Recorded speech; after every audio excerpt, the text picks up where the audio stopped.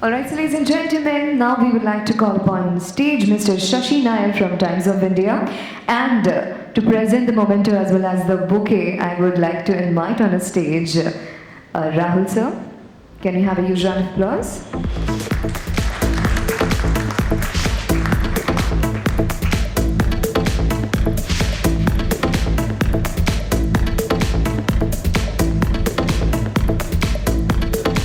I would like to invite on stage Mr. Chittaranjan as well.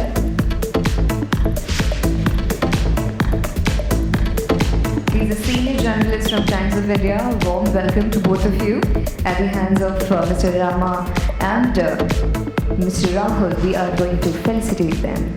Thank you so much for honoring this event with your presence. Can we have a huge round of applause?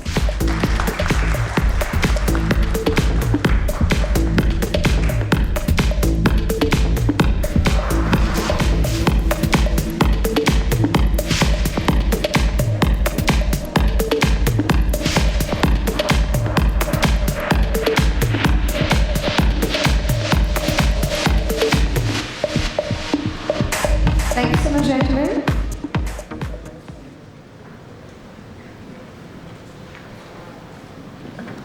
So, ladies and gentlemen, moving on to the fourth technical session. The topic is drainage issues and challenges and stability. And to present the same, I would like to invite on stage Shri K.B. Bakshi, Chairman of Maharashtra Water Resource Regulatory Authority from Government of Maharashtra. Can we have a huge round of applause for him?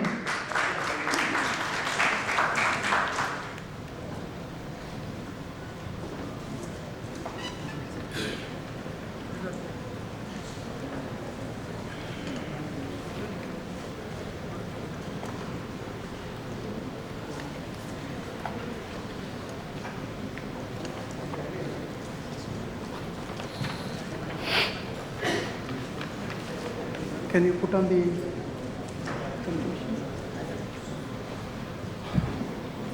Good afternoon. I am K.P. Bakshi, Chairman of Maharashtra Water Resources Regulatory Authority. I am sure this gathering will not be quite familiar with the Regulatory Authority of Maharashtra in water sector. So I will give you a small presentation about MWRRA, and then we'll take the issue of sewage treatment plants in the entire Mumbai Corporation area.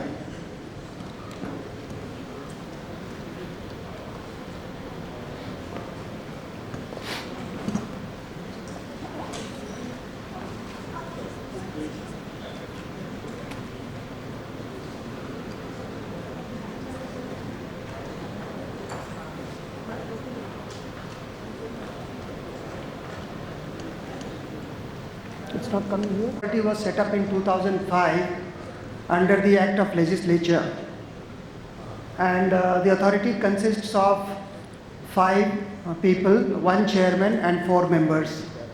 One member represents engineering department, the other member represents law, third one is groundwater expert, and there is a member for economics, and there is a chairman. Maharashtra was the first state to realize that if we don't have a regulator in the water sector, then water scarcity and water usage, etc., is not going to be controlled. And therefore, in 2005, Maharashtra was the first state to set up the regulator under an act. Now, in the entire country, we have only 5 state regulators, UP being the latest. UP chairman was appointed only last month, and the other members have to be appointed. And J&K has got a regulator, Telangana has got, like that 5 states have got regulators in the water sector. In 2003, when government of Maharashtra felt that water issues have to be addressed, and we must have a regulator so that water conservation, efficiency in use, sewage treatment, control of pollution of water bodies, addressing all the 3 sectors like agriculture, industries, urban usage of water, all these things have to be brought under one umbrella. So they declared a policy on water, state water policy in 2003. That was followed by enactment of Maharashtra Water Resources Regulatory Act 2005, and the first regulator came in place in 2006. In 2009, Maharashtra realized that we have not addressed the groundwater issues. So there was another act which was enacted in 2009, the Groundwater Act of Maharashtra, and then in 2013 the government thought that the same authority, which is MWRRA, Maharashtra Water Resources Regulatory Authority, the same authority should be vested with the powers of the State Groundwater Authority also. So in 2030 officially MWRRA became the Groundwater Authority also. In 2017 now we have framed the rules under the groundwater, and all the rules are for public consultations, and I think all the objections have come, suggestions have come, and soon we will be having the rules regarding use of groundwater. Therefore today Maharashtra Water Resources Regulatory Authority is having surface water regulation as well as groundwater regulation. Both the things are merged into one authority only.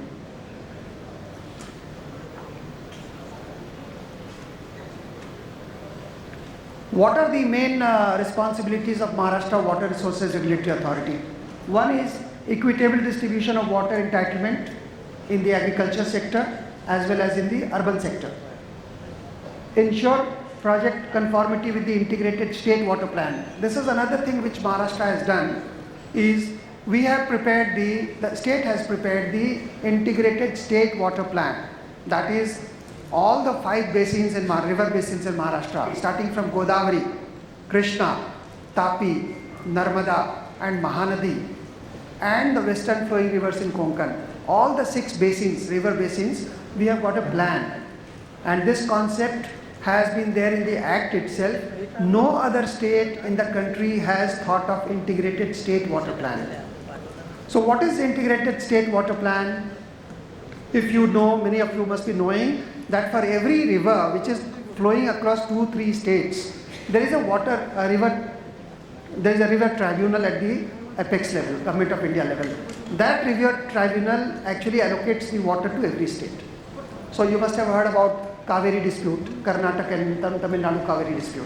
Similarly, on all the rivers, allocation of water has been done by the tribunal at the Government of India level. So in Godavari, how much water we can retain in Maharashtra, how much water is to be released to Telangana and Andhra Pradesh and beyond has been decided by the apex tribunal. Similarly for Tapi, similarly for Krishna. So all these 6 basins, important basins of Maharashtra, you have certain water allocated by the Government of India through the tribunals. Only that much you can use. You can't use more than that. You can't retain more water than what is allocated to you. Therefore, what is integrated state water plan? Then we have to prepare that in the entire basin, if water allocated is X amount and water used in the basin is, let us say, Y at this place, downstream Z and some other place A, then X minus Y minus Z minus A is the available water to you for planning your projects. So that is the integrated state water plan. It tells you at which place in the state you have excess water and you can make your dams, and at which place you are already drawing more than what you are allocated to you. So with the state water plan, you are supposed to do the actual planning of the state, and then MWRRA becomes the apex authority for giving sanctions to such projects which are projected by the departments for construction, let's say dams, small dams, medium, major dams. So unless it fits in the water plan and the water plan tells you that yes, water is available, then only you can construct. Otherwise the dams will not be constructed.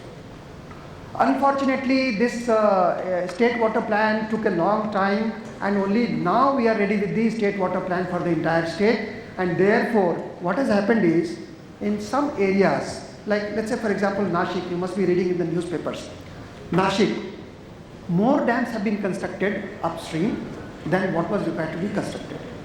So Nashik is holding, but Nashik's region, Nashik side is holding much more water in Godavari than what they should have held, and the remaining is to be left for Marathwada, Jayakwadi and other projects. So the dispute is going on right now. Only 3-4 days back, today also it is, day before yesterday it was the Supreme Court on the orders given by the MWRA that this much water you must release to Marathwada. That is not being liked by the upstream people because they are used to throwing more water for the last 30-40 years. Now suddenly if you tell them that no, your water requirement is, your water allocation is less and therefore you release water to Marathwada, Jayakwadi, then they will not like it. So that dispute is going on against our orders in the Supreme Court. So these are our main functions, and we also establish a water tariff system, bulk, not retail. If you ask me what is BMC charging you, I can't tell you. I can only tell you that bulk water tariff is fixed by the MWRA for the urban utilities, for the industries, even industries, various types of industries. Let's say paper industry, let's say thermal power, let's say some other industries. Various industries, what is the allocation that we do? Let's concentrate on only 3, 7 and 9 here because others are not so relevant to you. In 3, this is one of our functions. In 3, what we are supposed to do and what we are supposed to tell the governments or the urban utilities is that you recycle and reuse. So whatever water is being used by the municipal corporation and the waste is generated, that waste generated liquid waste, water waste has to be has to be cleaned to a certain extent, it has to be recycled and it has to be reused. So that is a mandate given by the MWRA. Avoid pollution of the bodies, water bodies as well as of the coastal area in the sea. Integrate sewage treatment plants. So let's say example of Thane, Kalyan, Ulhasnagar. These are 3 different corporations and their sewage treatment plants are separate.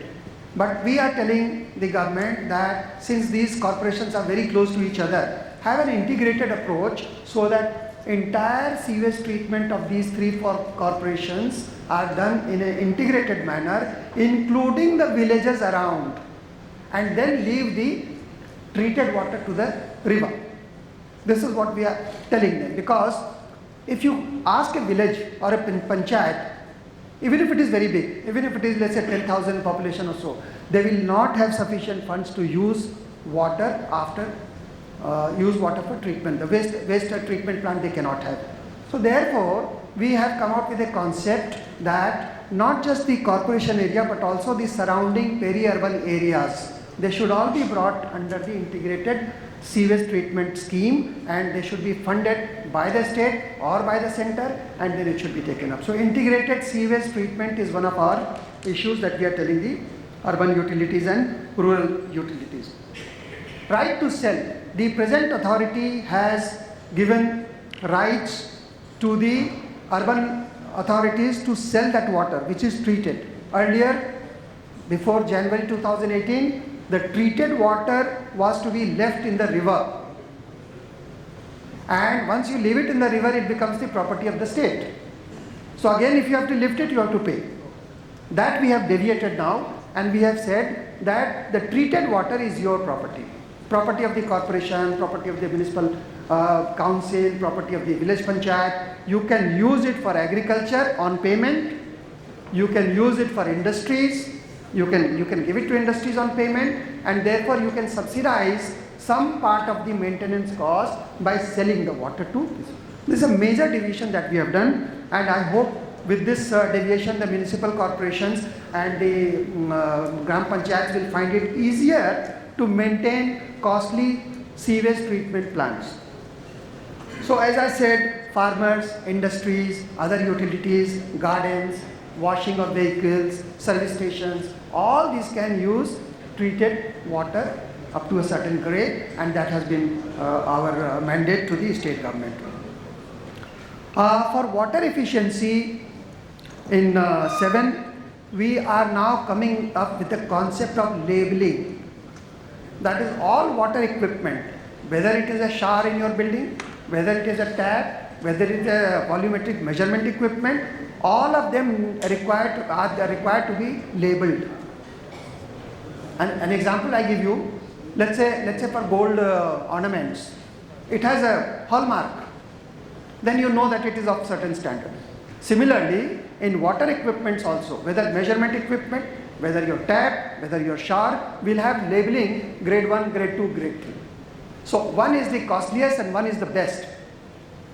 And in times to come, we will be making it compulsory for the building departments that you must have only labeled equipment so that water efficiency is there, saving of water, efficiency, and also cost and other issues are addressed. So we are coming out with a labeling act under the state government, and we are borrowing a lot from South Australia, and that labeling act will actually enable the municipal corporations to say that, let's say the building industry can say that my equipment in the house, in the flat that I am selling to you, has level 1, grade 1 equipment.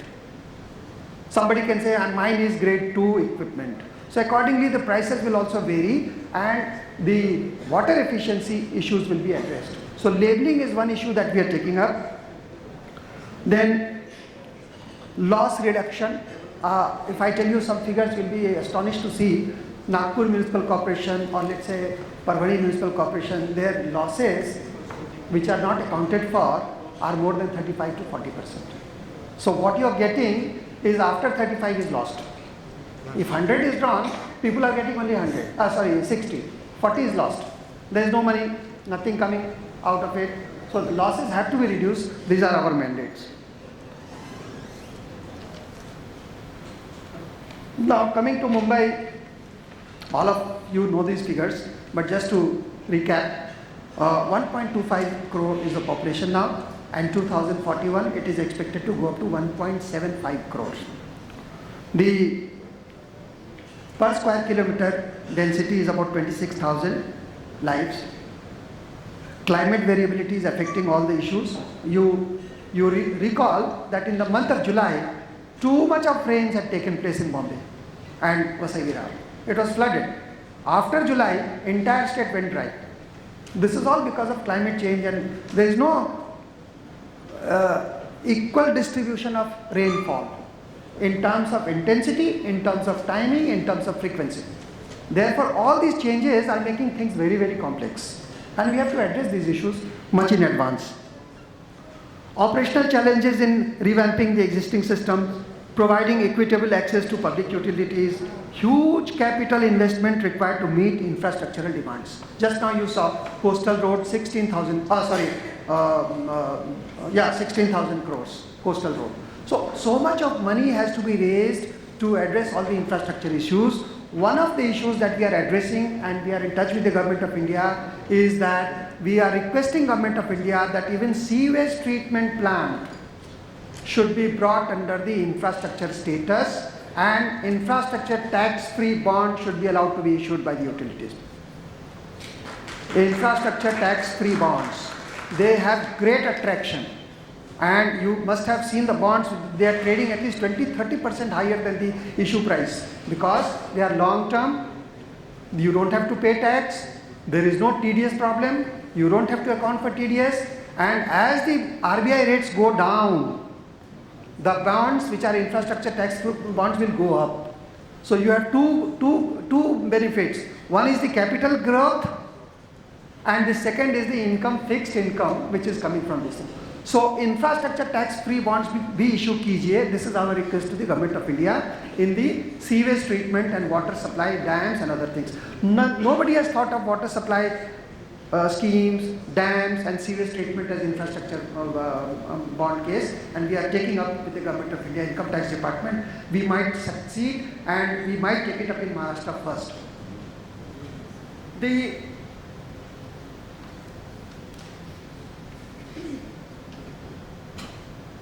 Now here, if you see Mumbai figures, 173 kilometers of pipeline for bringing water to Mumbai, nearly 26 service and other reservoirs,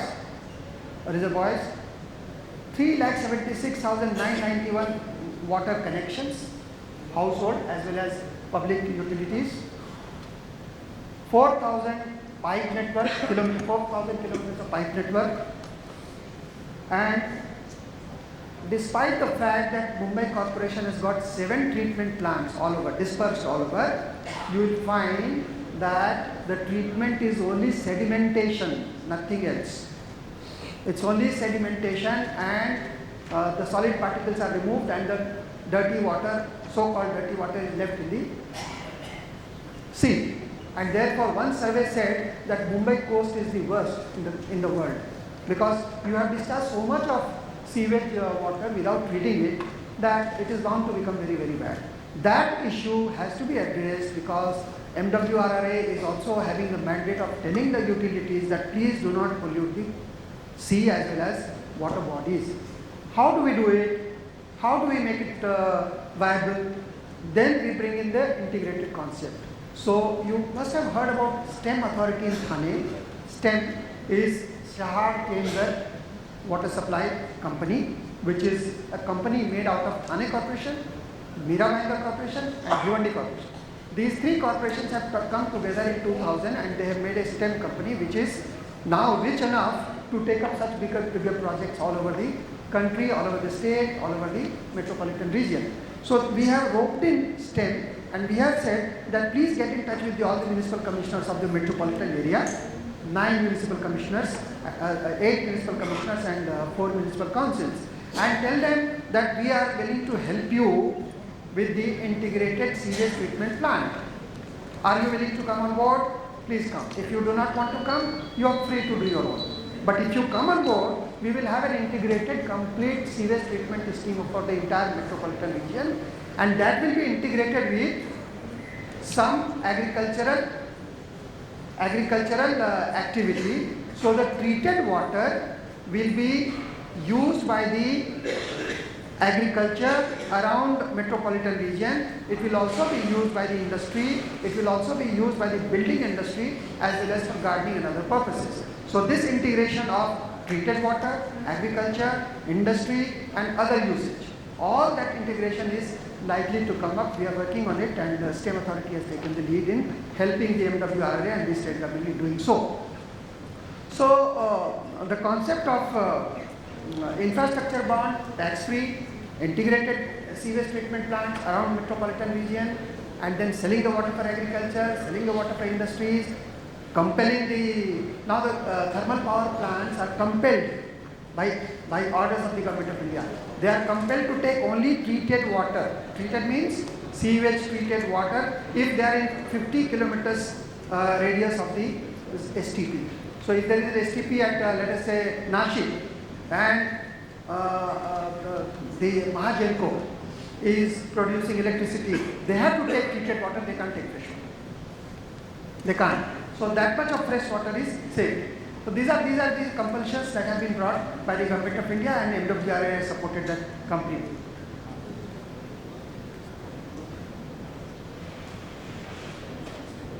So 25% of the sewage coming out of slums is just not getting channelized. 2,100 MLD is the daily discharge.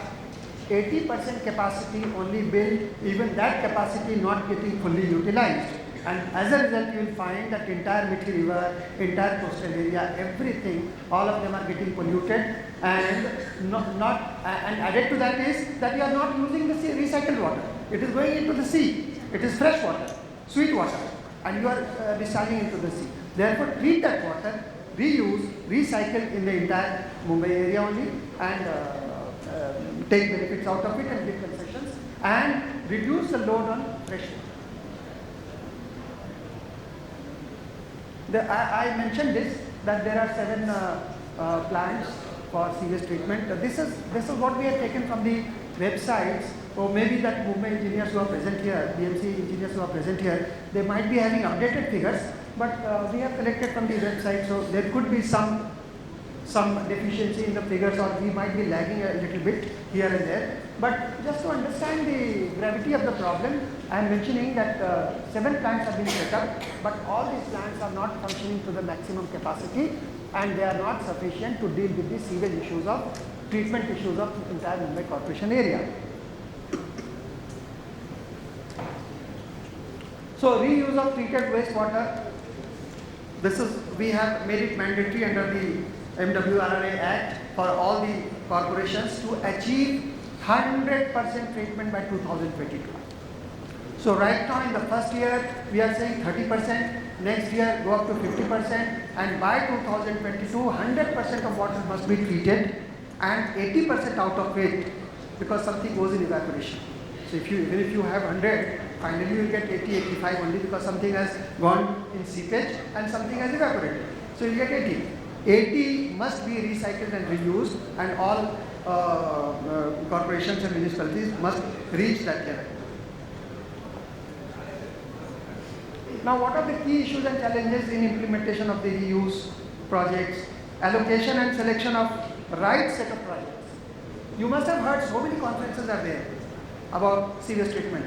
Some company comes up and says, this is the technology you must use, this is the technology you must use. But please understand, because of the geography, because of the kind of waste, because of the entire system of water supply, every municipality, every municipal corporation has a different need for a different technology. Same technology cannot be applied all over the country or all over the state. But you will find that many technologies, they come and they say this is what is the best and you take it. Therefore, MWRRA is signing an MOU with the IIT Bombay, where they are working on sewage treatment only and different technologies suited to different places. So MWRRA tying up with IIT Bombay will be coming out with proper technology for that particular unit of urban population or gram panchayat or village panchayat, and that will facilitate further construction of sewage treatment plant. We are also, the MWRRA is also tying up with National Mission for Clean Ganga, Namami Gange. Their conditions are different. They are perennial rivers, slope is not that much. Our rivers, if you go to Konkan side, slope is too much. The water does not remain for a long time. Ours is not perennial rivers. We don't have environmental flow. Even then, there are certain things which are very common. What is common? Take a city like Kanpur. When Namami Gange project went to Kanpur and they said, okay, Kanpur treatment we will do. So nearby villages, they said, okay, you treat Kanpur. You discharge good water to Ganga. But what about the villages which are discharging here? How do we do it? So even if you address the problem of Kanpur city, the other villages around, they are discharging dirty water. So Namami Gange said, okay, we'll go to Government of India and say that peri-urban area also to be included in the Namami Gange project. So you see, funding from Vision and handling the issues of the villages around has also been tackled. We are working on a similar concept in Maharashtra, and I have been working in this concept and will be requesting the government that just on the lines of Namami Gange, let us have Maharashtra mission on clean Godavari. Once you have a mission with the approval of the Government of India, you are bound to get more funds, and cities like Nashik, Nanded, Aurangabad, which have a lot of industries and villages around, they can also be addressed by central funding. So these two concepts have come up. One is tie-up with the Namami Gange, the other is tie-up with the IIT Bombay for proper technology, and take it forward. I think I have just 1 or 2 minutes more.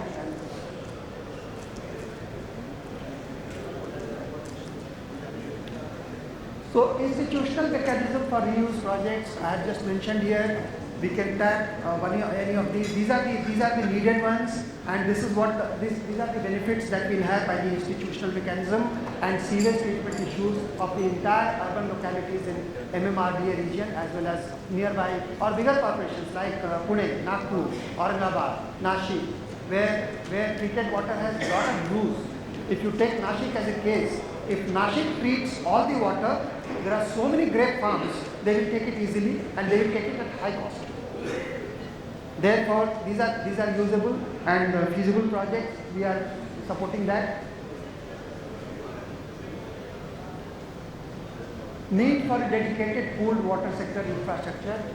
Unfortunately, like you have the central corporations which do infrastructure financing, there is no dedicated fund for infrastructure development in water sector. we are suggesting to Government of India that let's have a dedicated fund where all the water issues, right from construction of dams, construction of agricultural distributaries, sewage treatment plant, drinking water schemes, all of them can be funded, and the cost escalation issues and other issues don't come up.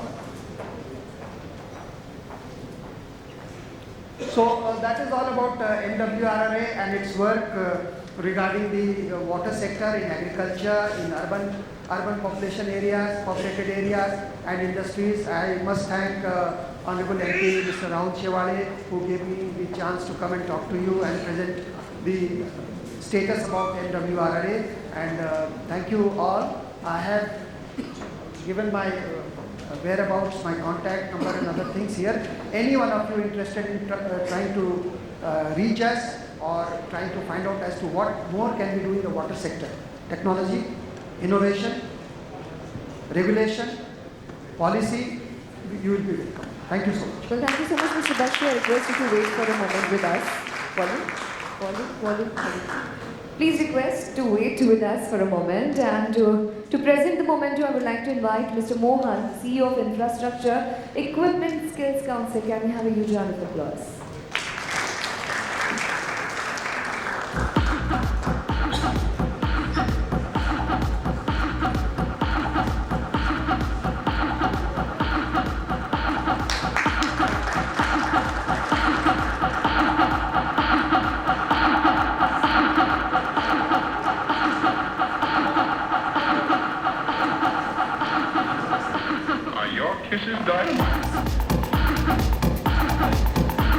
Thank you so much, sir. Mr. Mohan, I will request you to please wait for a moment as we would like to felicitate the representatives of Hindustan Petroleum Corporation Limited and request Mr. Balram Goel, Area Sales Manager, to please join us on stage for the same. Mr. Goel, are you around?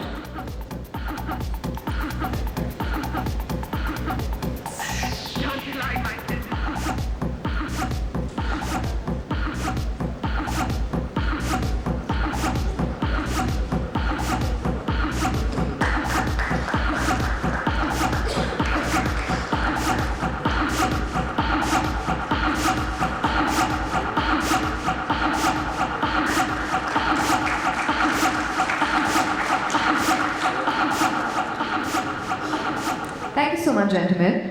Ladies and gentlemen, the last session before the lunch, and request all the speakers, the remaining speakers, to please stick to the time frame which we have given to you. I would like to invite for the fifth session Dr. S.S. Porwal, the Additional Director, General Roads Organization, that is RETD, to give the technical presentation on the challenges road construction in the hilly and heavy rainfall areas. To give the presentation on the same, can we have a huge round of applause for him?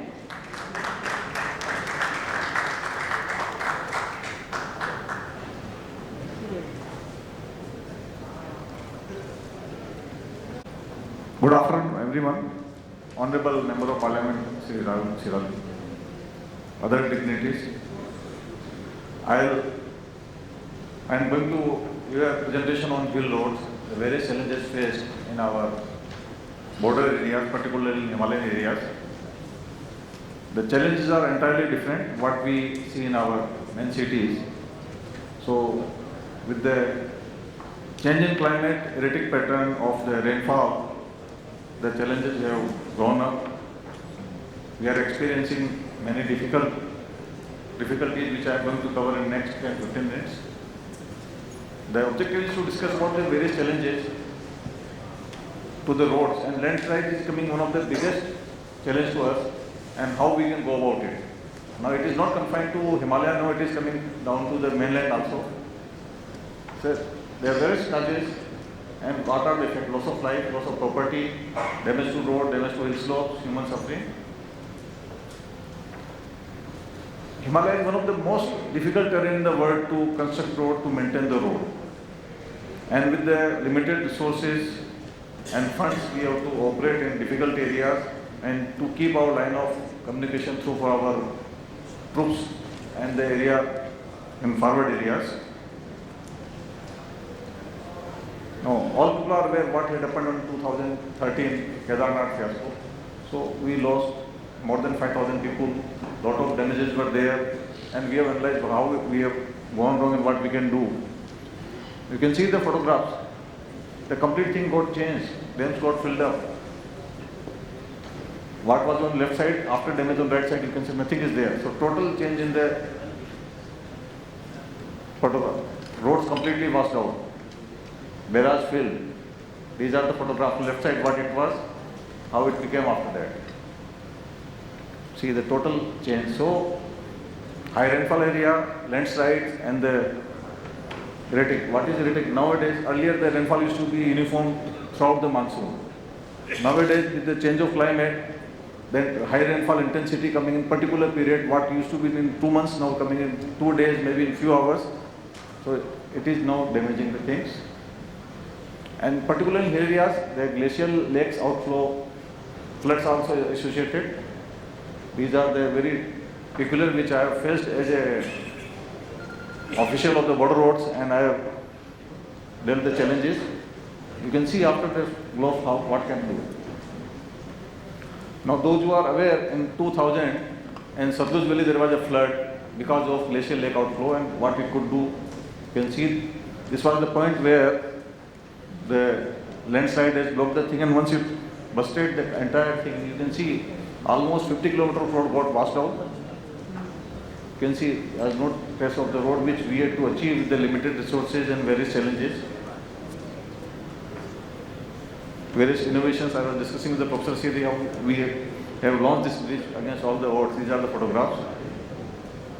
And one of the recently in 2012, one hillock has come down in Sikkim and we lost about 12 people and complete our camp got buried under landslides. So these are the various challenges just to show. In Nathula Road you might have heard. And these are the nowadays trend because of the landslides, rivers blocked and lakes are formed. So these are different things. And another, recently, 2016, the huge rock fall had come and blocked the complete river, and you can see the complete lake has come down. This river got blocked and an artificial dam is created. And once it gets busted, you can see what it can damage to the downstream areas. These are satellite pictures. When I visited, I could see. And now challenge is here. We have to have a controlled release of these dams, artificial things created. Because once it releases, water releases, it is like a water bomb. So you can see this lake created out of the landslides. People were suffering and this water was just oozing out. So the moment it is controlled, it's okay. The moment it gets busted, or it will take all the things. So landslide is one of the biggest challenges for stability. Now, what are the main causes? There are natural, physical and human causes. Unfortunately, nowadays human causes is increasing and causing a lot of concern in particular developed area. I will just share my one of the experience. For 20 years, the NH44, all 3 states used to suffer because of landslides. So we had, these are the picture of the landslides. You can see the extent of landslide. When it used to come for almost a month or two, road used to get blocked and a lot of human suffering was there. So when I was chief engineer, we had gone for, these are the basic 60 days, 90 days, every year it used to get blocked. So we had gone for an auto box idea and an innovative solution to solve this problem. So we had gone for a cut and cover structures. It is first time in the world this type of structure was thought of and created. And what we had done, we had created artificial tunnel and then filled up the slope to create a slope. So these are the pictures. We had completed this work in 9 months for 11 crore rupees only. So with the limited resources, we had created, you can see in January 8 we started the work. February, March, without any much of machines, whatever local available resources we had gone. Even we had one innovation, we did not have a crane, so we had loaded small crane on the vehicle. It was put on that. And we launched the gantry. And this was completed July, August, September, October. And we completed this tunnel, various drainage measures. And my vehicle is standing on the top of the tunnel. Once we completed the tunnel, we filled up the slope. Then nowadays you can see the lot of vegetation has come and it is merged with the thing. And whenever slide comes, it can roll over it and vehicle can pass in it. So it is a cut and cover structure. It was first structure. Then we created second structure in Sikkim. Similar problem. Vehicle used to get stuck, so we created same type of structure. Now slope is stable. So the various techniques can be used in the other areas also. Another is the which is now causing a problem, land use pattern. I will cover in the Maharashtra. I had given a case study in 2015, Malin tragedy, to analyze. All people are aware of why it had happened. So these are the photographs. Unfortunately, most of the hill area in mainland is also being used as a development as agriculture thing. So they created lot many ledges and water is now stagnating there and saturating the slope. So once there was heavy rainfall, there was stagnation of water and the complete slope got triggered and the people below it got washed away. There was loss of life, loss of property. So we analyzed the things. Since there is shortage of time, so I won't cover in detail. So these are the various salient points of the place. So we have studied the thing. Now we have collected the information from the local villagers, why it happened. So in fact, JCBs were used, the hill terraces were cut out and used for that. You can see that once the slope got saturated, it got triggered and whatever came in the way, it had gone. So now we have to sensitize our people. We can use the hills, but let us plant in such a tree which will not stand the water. They can go for cash crops, some fruits, other things, rather than going a traditional agriculture. So these are the proposed remedial measures which we have suggested to the people. Now challenges. Now we have to defend our borders and the hill roads and high rainfall are main challenge to our things. So landslide India, almost 16% of our area is covered in that region, which is a landslide prone area. Now last 8 to 10 years we are facing that more problems because of erratic pattern of weather.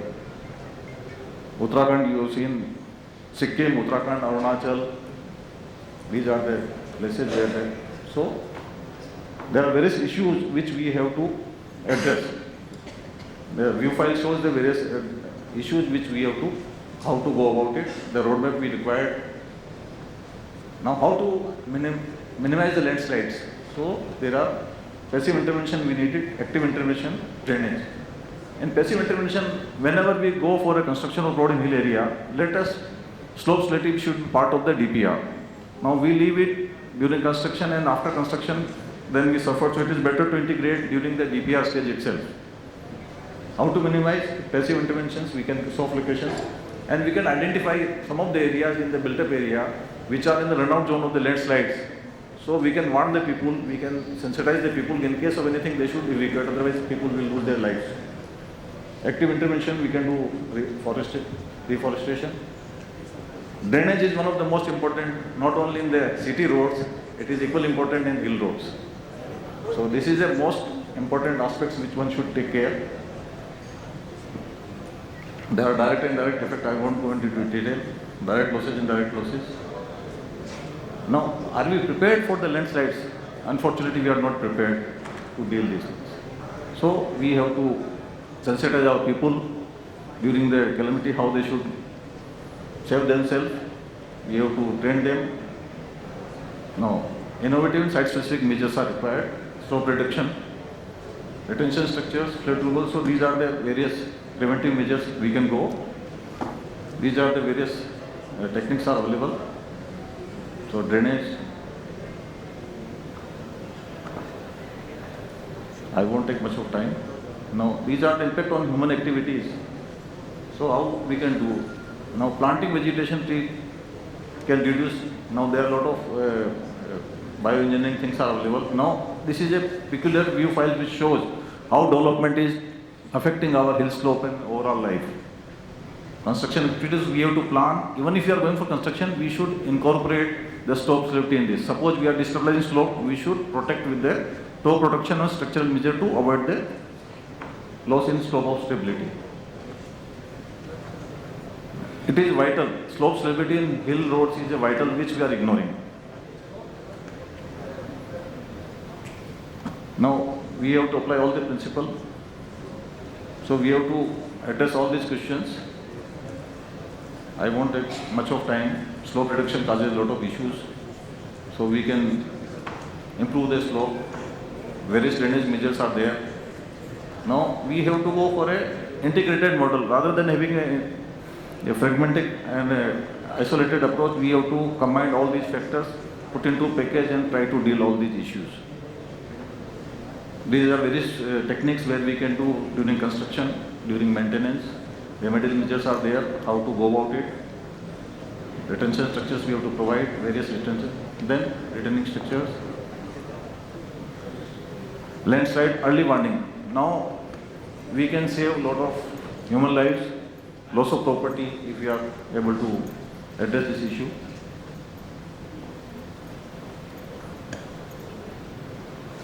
Now these are the various warning signs. Now unfortunately during construction we don't take care, so we suffer after completion and during maintenance. Because of landslides there are various losses.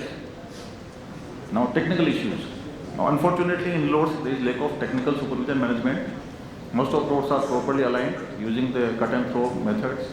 Practice of ruthless cut and throw approach, so which is causing damage to our health, which we have to, now we cannot regulate unless there is some regulation and some control measures by the statutory orders. Things are not going to improve.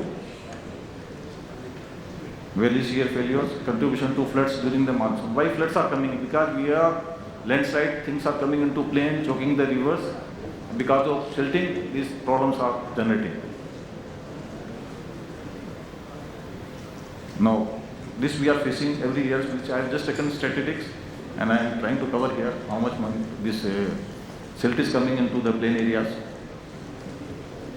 Now, we have to check this trend, otherwise we will pay heavy price for this. So we should go like this. Adverse environmental impacts are there on the overall things. Now, what is required site-specific approach? Same city road also, we have to go in. Mumbai we know, we cannot control the drainage. So we should build our infrastructure which is resilient of the drainage. So we can go for, like I was discussing with the Professor Sirari, composite pavement with the various trial stages of 500 meter to 1 kilometer, and let us see efficacy for 1 or 2 years. If it is big, we can improve the things.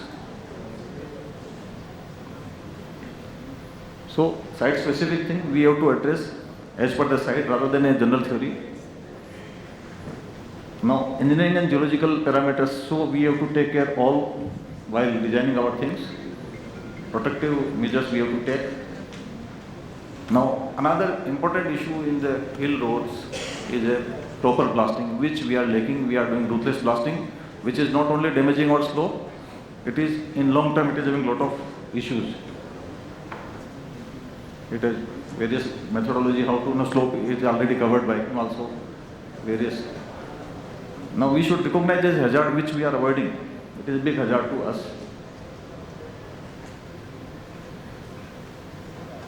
I won't take much of time because these practices should be avoided during construction. Recommended practice for the hill road construction. Now ultimately, like green building, we should go for green road concept also to address our environmental issues. Now biological engineering is work very well for slope stabilization. Wherever we have lost forest, let us plant such a tree, some grasses which stabilize the slope.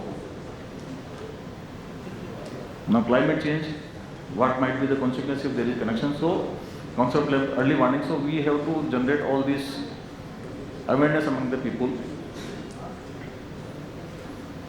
Now we should also have a case studies of various case studies somewhere so people can get benefit, share the knowledge. What approach is required to address these issues? Factors required for construction to be considered, well, mechanism of the landslides. So we have to properly list these and address these issues. Monitoring of landslide is another important thing. Approach for predicting behavioral landslide, which we are lacking, we should also address this issue. Now, unfortunately, we are facing so much problem. We have already lost 2013. Kedarnath, Uttarakhand, then Sikkim, then now Kerala. So this landslide is becoming visual. There is not a single national center which has got there. Now it is a landslide is a GSI will work, Board Road will work, other agencies work. So we need a one center which will address the at national level the landslide issue management. We need to launch a national program to control, measure and perpetual landslide, which we are looking right now.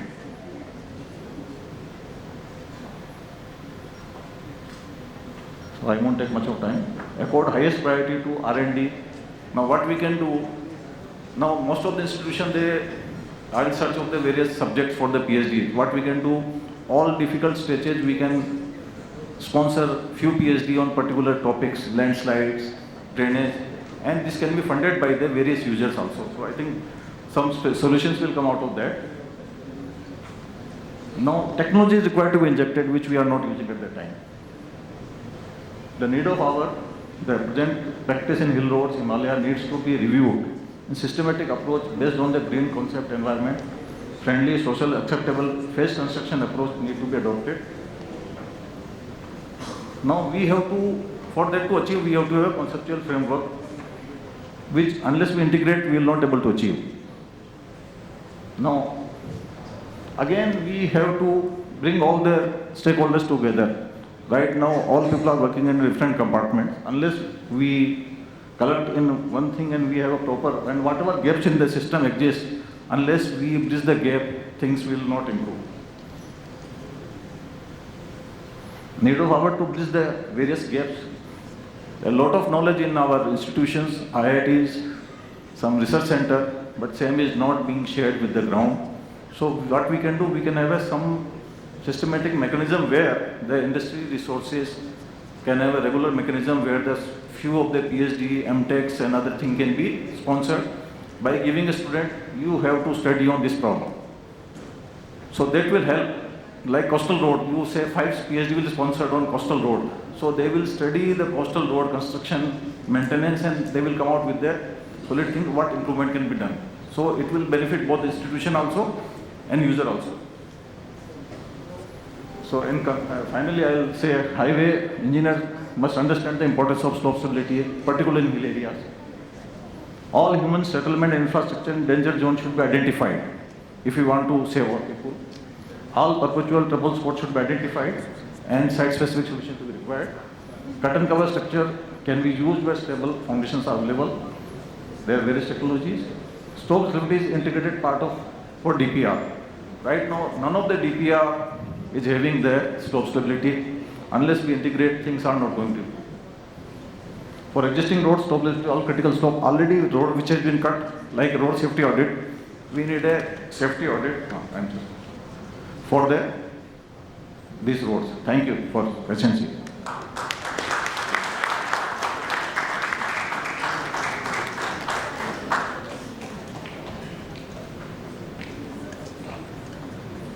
Shortage of time, I could not.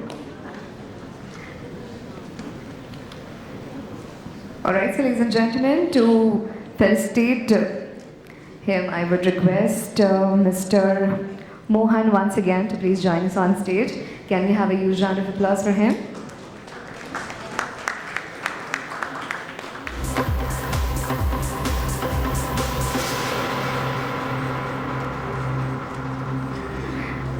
I would request Mr. Prasad as well, Director of NICE, to please join us on stage.